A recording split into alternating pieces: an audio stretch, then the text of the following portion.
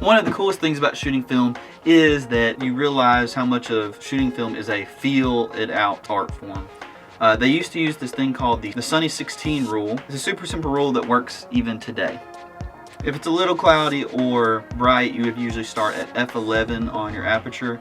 If you have some overcast, f8, and then you would go, if it's pretty dark, if you have shade, sunset, or it's getting pretty dark, you would go f5.6 on your aperture or lower. Alright, so let's talk about the SX-70. This is one of my favorite Polaroid cameras. It's a folding SLR that shoots SX-70 film.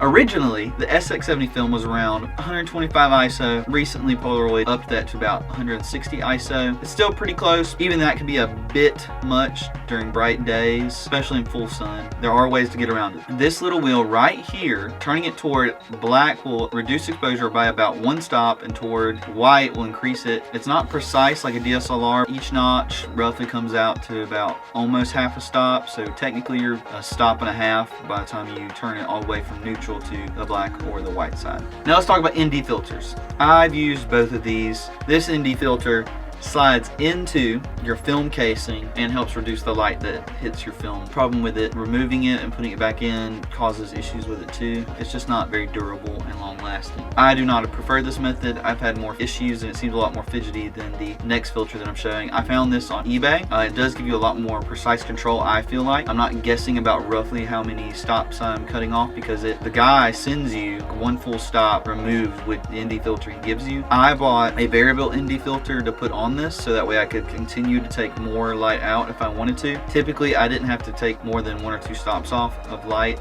but I did like that I had more control. This filter on the other hand is a game changer.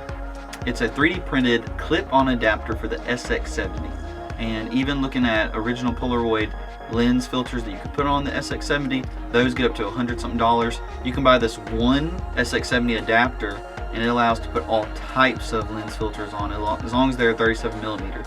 I use variable ND filter and I loved that I had so much control on that. You could get really creative, add different colors, whatever you want to your film look, just by getting a 37mm lens filter and putting it on the adapter. I would love to show you the ND filter in action and what it looks like once you actually put it on the camera, but my ADHD brain did 2 things. It broke it, which was definitely not my fault, and then I cannot find it. On the trip I just recently took, I lost that 3D printed filter and my ND filter, and I lost a Osmo Action 3. So if you are in Fern Canyon area in California and you come across an Osmo 3 action camera that is mine, please let me know.